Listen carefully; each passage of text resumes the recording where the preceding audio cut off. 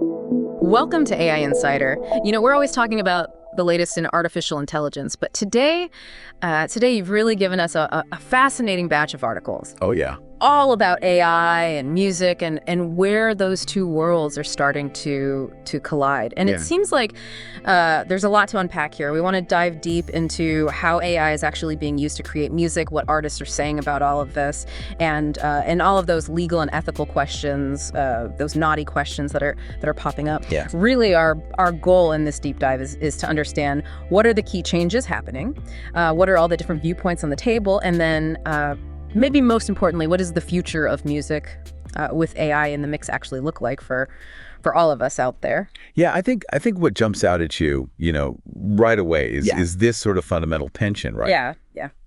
Is AI going to be the ultimate creative partner for musicians, or is it actually setting the stage for some kind of takeover? I mean, I think that's the central question that's swirling around all of this. Okay, yeah, let's unpack that, because you see that tension so clearly in these articles. On the one hand, you have this very powerful statement from the Artists' Rights Alliance, this open letter that was signed by over 200 major artists. Wow. We're talking names like Billie Eilish, Nicki Minaj, Stevie Wonder, and even the estates of some legends like Frank Sinatra and Bob Marley. Yeah. And they're not really holding back here. They're calling for protection against what they see as the predatory use of AI that's mimicking artists' voices and their styles. Yeah, and if you look at the letter itself, right, like, I think their core worry, it's really about this unauthorized copying of their voices and their likenesses to train AI. They literally frame this as a direct assault on human creativity, and they're worried about what are the knock-on effects here. Will this devalue their work, and will it shrink the royalty pool that sustains so many artists? That's a huge fear. We're talking about a potential future where there's just so much AI-generated music out there that it essentially floods the market and makes it impossible for real human artists to actually get their music heard. That's a scary thought. Yeah, absolutely. And they're not wrong to point out that, the way streaming works already, the economics of streaming, the margins for artists, even established artists, are razor thin as it is. It's tough out there. Yeah. And so, this influx of AI-generated content, even if it's, only marginally less popular, it could still make it, that much harder for human artists to earn a living. Yeah. And, we all want to see a diverse, vibrant music landscape. That's good for everyone, as listeners and as music lovers. For sure, yeah. But there's a really interesting point that they make in that same letter, and it's that they weren't saying no to all AI. They even pointed out that responsible AI use could actually have some benefits. That's right, yeah. And the example they used was the AI technology that allowed Paul McCartney to isolate John Lennon's vocals for that final Beatles song. Oh, now and then. Now and then, yeah. And that feels like a pretty clear example of, AI being used as a tool to enhance and preserve human artistry. I think it's a crucial distinction, what they're drawing here. They're saying, for many artists, it's not really about AI, period.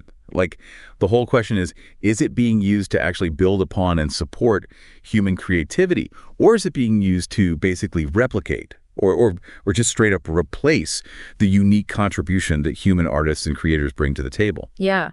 And then on the other end of the spectrum, you have artists like Grimes who seem to be embracing AI wholeheartedly. It's almost as if they see it as this new creative partner. Right. And I even read that she's encouraging her fans to use AI with her vocal likeness, and she's actually proposing to do royalty splits with them. That's wild. That's a pretty radical departure from the concerns that we were just talking about with the Artists' Rights Alliance. Yeah, it's a fascinating contrast, because Grimes represents this perspective that AI is really this new frontier for artistic exploration. Like, it's a brand new medium that can be used in ways that we haven't even fully wrapped our heads around yet. Yeah, she's essentially saying, let's experiment with this and see what happens when we actually collaborate with AI. Yeah. Which is, such a different stance from that sort of protective one that the Artists' Rights Alliance has.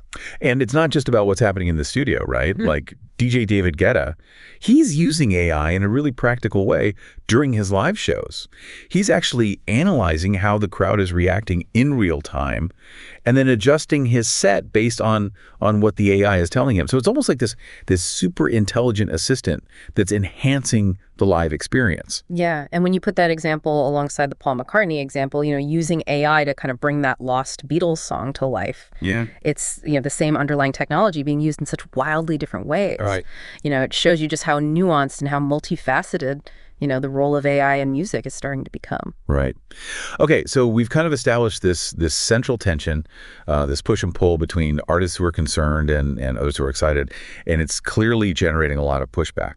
Yeah. The open letter was one way that manifested, but it sounds like there's just a much broader anxiety among artists about maintaining control over their creative work and how they earn a living as the technology changes. Yeah, and I think what strikes me is the intensity. As we said, the Artists' Rights Alliance, they really use strong language in that letter, calling it an assault on human creativity. Yeah. And it goes beyond just their individual careers. I mean, they're talking about the fundamental value we place on art and the possibility that AI could really undermine that in the future. Yeah. And it's not just musicians who are raising the alarm, right?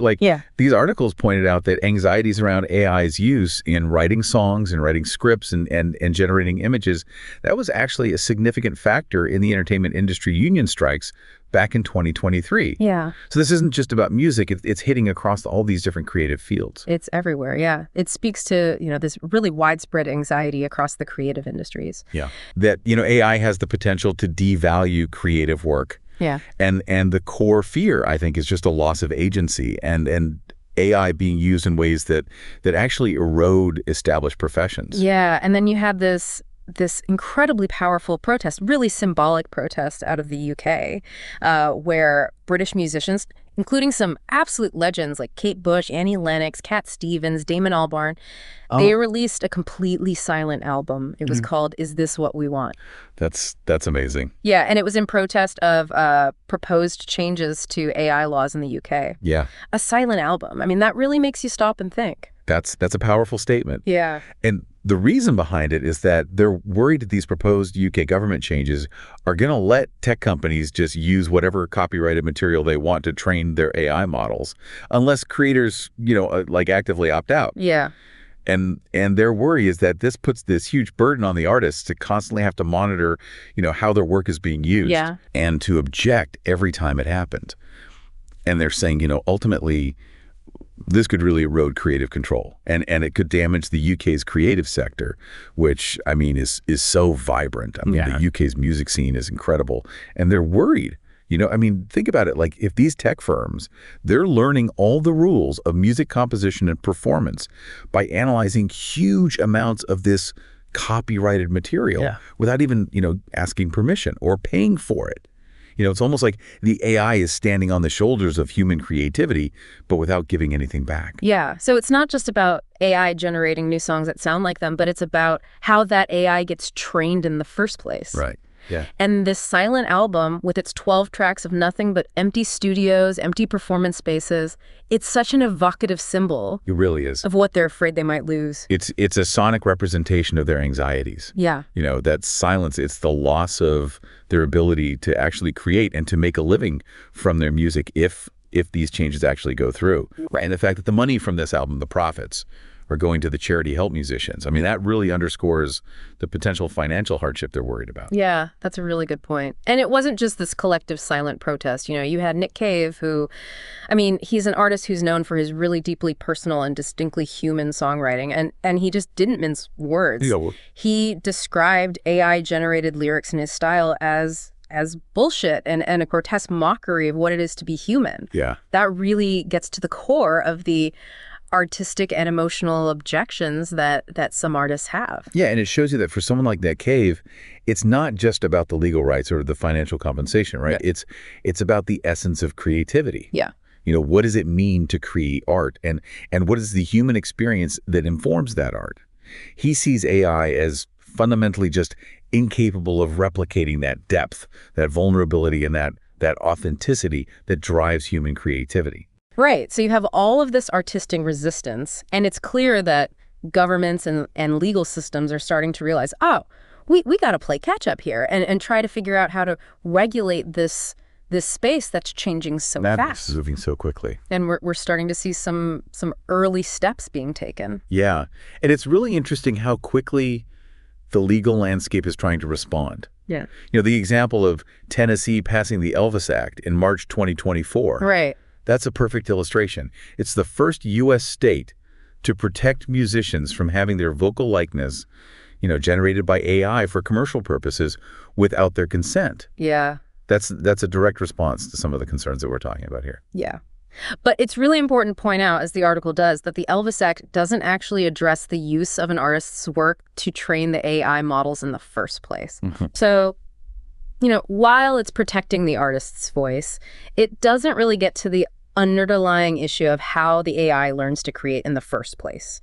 So the Elvis Act it's a step, but it feels like just one small piece of a much larger problem. Right. It's only addressing one tiny piece of the puzzle here. Yeah. The fact that it doesn't touch on the training data means that the foundation of AI music generation could still be built on unauthorized use of artists' work. Right. And so then you have the UK government, who's currently consulting on potential changes to their copyright law, and they're trying to walk this really tricky tightrope between supporting innovation in AI and protecting the rights of creators. Yeah.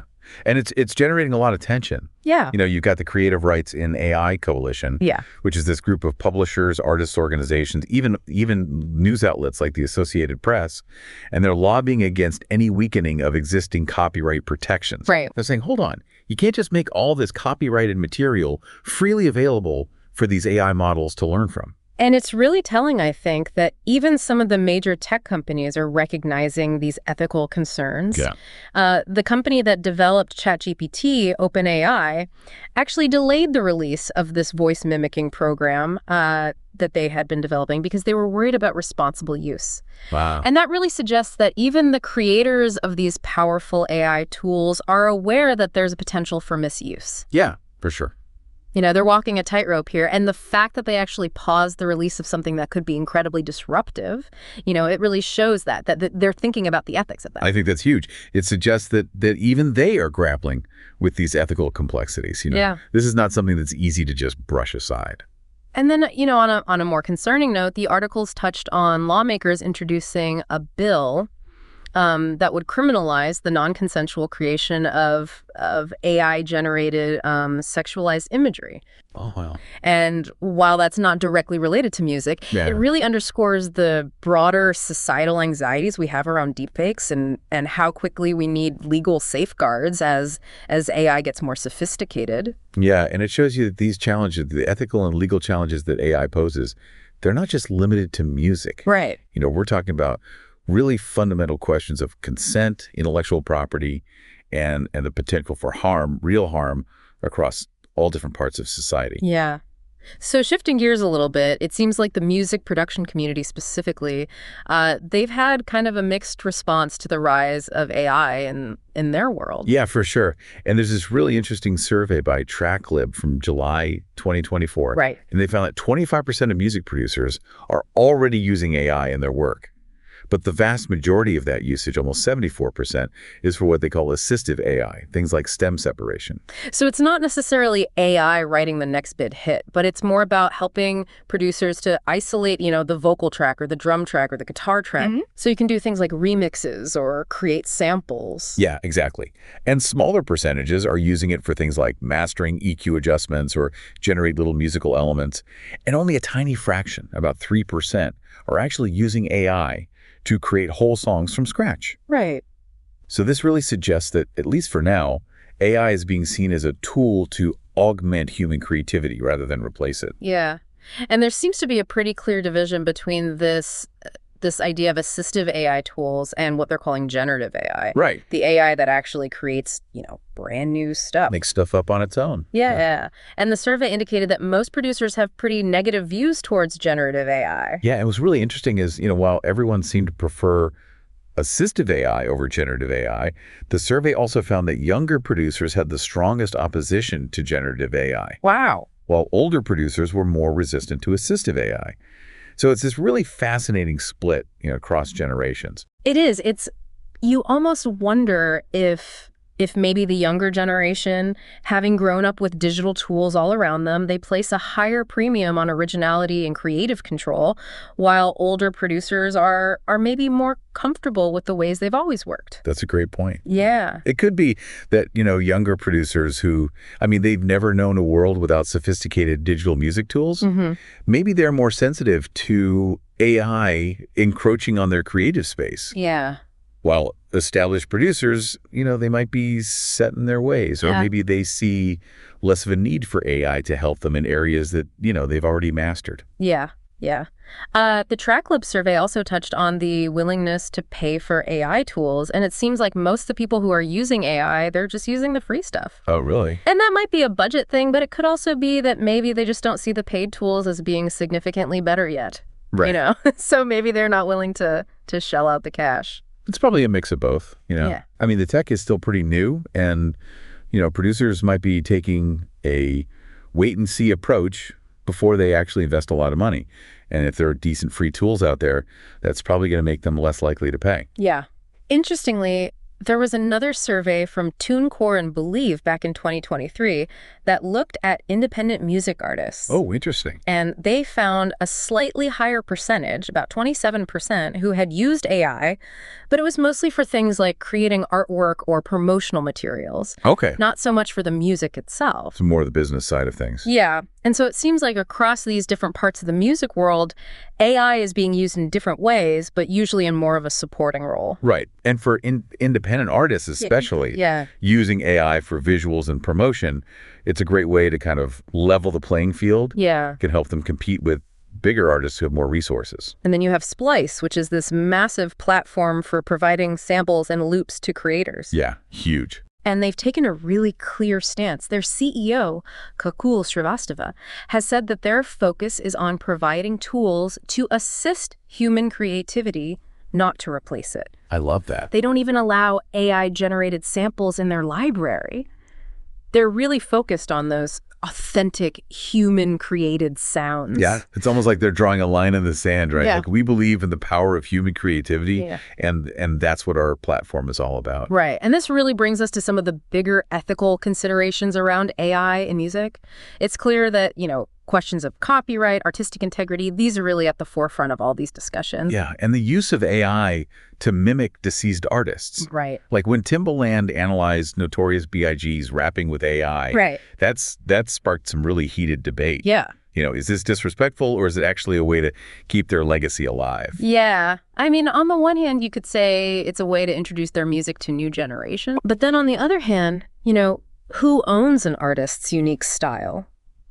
Is it ethical to create new material in their style without their consent? Exactly. It's a blurry line, And as the CEO of Splice pointed out, a fundamental ethical principle should be that if you're using content to train these AI models, you got to have the rights to use that content. Right. Respect for creators' rights is key here. Yeah. And even beyond the creation of music, there's also the question of how AI could impact the relationship between artists and their fans. Oh, absolutely. Especially on social media. If you start having AI-powered avatars or automated interactions, does that erode the genuine human connection that's so important? Right. Because the artist-fan relationship, that's the foundation of the music industry. Yeah. And if AI starts to filter those interactions too much, you could lose that personal touch, that emotional connection that fuels fandom. Yeah. And that ultimately allows artists to make a living. So while the lawyers and the lawmakers are still trying to figure all this out, it sounds like the music industry itself is trying to figure out some ethical guidelines for responsible AI use in the future. And I think that's going to be an ongoing conversation. Yeah. It's going to be a long road. Yeah. And it's going to require artists, tech companies, lawyers, policymakers, everyone working together to figure out how to navigate these really complex ethical questions. Absolutely. So as you can hear from this deep dive, the world of AI and music is, well, it's complicated. Yeah. It's changing fast. You have passionate arguments for protecting human creativity. You have people who are really excited about the new possibilities, and it's generating both excitement and concern. And I think what's really clear is that this tension, this balance between protecting artists and fostering innovation, That's going to be the defining force shaping the future of music. Yeah. So this brings us to a really important question for you, our listener. As someone who loves music, maybe even creates music yourself, what do you think is the most crucial balance that we need to strike as AI becomes more and more a part of this world? Yeah. What excites you? What worries you? What are the benefits? What are the risks? This is just the start of the conversation, and the future of music in the age of AI is something that we're all going to be shaping together. That's right. It's up to all of us. So let's talk about it.